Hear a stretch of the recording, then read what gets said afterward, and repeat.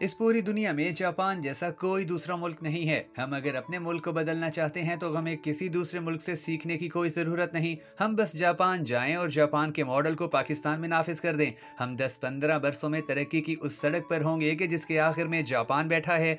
आपने कभी सोचा है कि आखिर जापान और हम में क्या फ़र्क है? क्या कुदरत ने उन्हें खसूसी ज़मीन और मौसम दिए हैं, या उन्हें बड़ा दिमाग और बड़ा जिस्म देकर दुनिया में भिजवाया है और हम कद वजन और दिमाग में उनसे छोटे हैं? क्या हमारी मट्टी मट्टी, सूरज सूरज और मौसम मौसम नहीं है, और हमारा पानी कम गीला और धूप कम गर्म है? हम अगर दिल पर हाथ रखकर जवाब दें तो मुंह से निकलेगा कि हरगिज नहीं।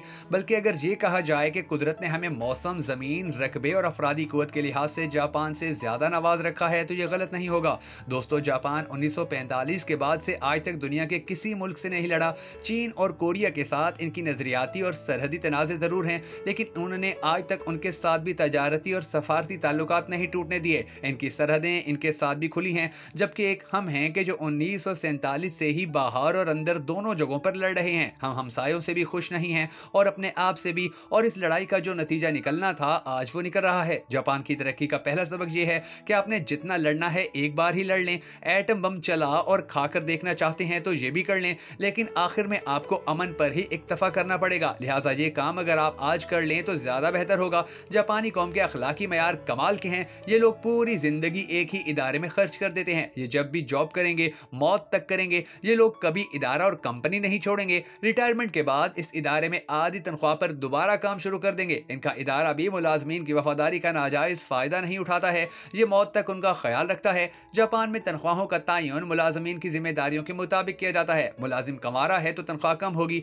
ये शादीशुदा हो गया और इसके बच्चे हो गए तो इदारा खुद ब खुद इसकी तनख्वाह बढ़ा देगा। ये लोग स्किल्ड भी होते हैं। स्कूल और कॉलेज इन्हें हुनरमंद बनाकर भिजवाते हैं और इदारे इनकी महारत में मुसलसल इजाफा करते रहते हैं। ये पूरा मुल्क टाइम का पाबंद है। ट्रेन या बस लेट हो जाए ये मुमकिन ही नहीं। लोग भी वक्त पर दफ्तर या स्कूल ना आए, इसका इम्कान भी सिफर है। पूरा मुल्क आजिज़ी और इनकसारी का शाहकार है। आप जिस शख्स को मुखातिब करेंगे वो आपके सामने झुक जाएगा और हाथ बांधकर खड़ा हो जाएगा। आपको पूरे मुल्क में कोई तनी हुई गर्दन या अकड़ा हुआ लहजा नहीं मिलेगा। यहाँ लोग छोटे घरों में रहते हैं। होंडा कंपनी के मालिक का घर सिर्फ 16 मरले का है और ये भी अपने घर की सफाई खुद करता है। यहाँ टोयोटा के नाम पर पूरा शहर आबाद है। ये दुनिया की सबसे बड़ी कार साज कंपनी है। ये 1 मिनट में एक गाड़ी मुकम्मल करती है, लेकिन इसका मालिक भी छोटे से घर में रहता है और आपको झुक कर मिलेगा। इनके पूरे मुल्क में हार्न की आवाज नहीं आती। आप किसी तरफ निकल जाएं, आपको ट्रैफिक का शोर सुनाई नहीं देगा। यूं महसूस होता है जैसे जापान के इंजन आवाज ही नहीं देते और गाड़ियों में हार्न नहीं लगाए जाते। यहाँ घरों और बिल्डिंग्स की तामीर के दौरान भी आवाजें नहीं आती। आपको पता ही नहीं चलता और आपके हमसाए में 20 मंजिला इमारत खड़ी हो जाती है।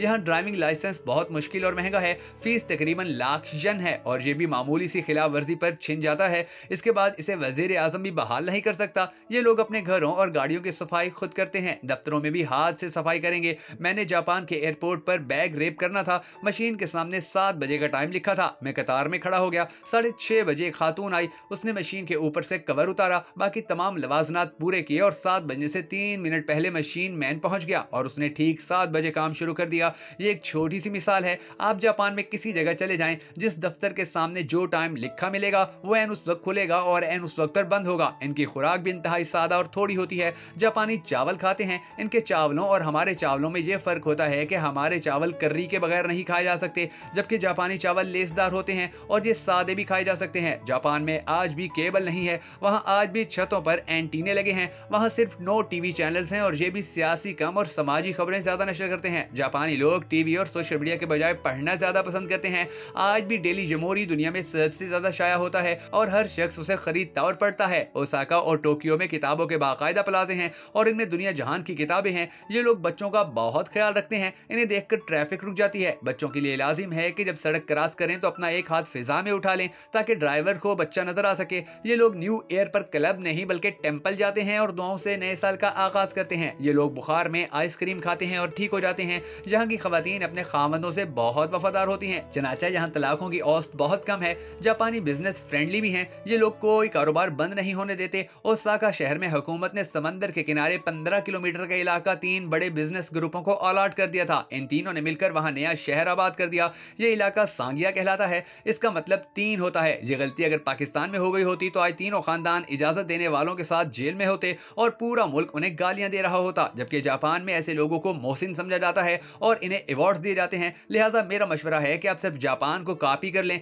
हम भी पार लग जाएंगे, वरना इसी तरह दायरे में सफर करते करते खत्म हो जाएंगे। क्या ये वाकई हैरान कुन बात नहीं? क्या हमें इस बात पर मातम नहीं करना चाहिए? आखिर जापान और हम में क्या फर्क है? क्या कुदरत ने उन्हें खसूसी जमीन और मौसम दिए हैं, या उन्हें बड़ा दिमाग और बड़ा जिस्म देकर दुनिया में भेजा है और हम कद वजन और दिमाग में उनसे छोटे हैं? जापान में रोजाना ज़लज़ले आते हैं, इसके नीचे आतिश फिशा भी हैं और ये आतिश फिशा किसी भी वक्त पूरे मुल्क को उड़ा देंगे। दूसरा, ये दुनिया का वाहिद मुल्क है जिसने 2 एटम बम सहे हैं और ये 78 वर्षों में अपनी फौज बना सका, एयरफोर्स और ना ही नेवी। ये मुल्क आज भी अमेरिका को हर साल अपनी हिफाजत का किराया अदा करता है, लेकिन ये इसके बावजूद दुनिया की चौथी इक्तिसादी ताकत है। इसके मालियाती ज़खायर 1117 बिलियन डॉलर हैं और ये हर साल 1500 बिलियन डॉलर की तजारत करता है, जबकि हम 1-1 बिलियन डॉलर के लिए जमीन पर लेटे हुए हैं। क्यों? क्योंकि जापान अपने पोटेंशियल से वाकिफ है, जबकि हम अपनी ताकत से आगाह नहीं हैं। हमने 70 साल गुजारने के बावजूद भी अपने 25 करोड़ लोगों को भिखारी बना रखा है। दोस्तों, अगर आपको हमारी ये वीडियो पसंद आई हो तो हमें सपोर्ट करने के लिए इसे शेयर कर दीजिएगा।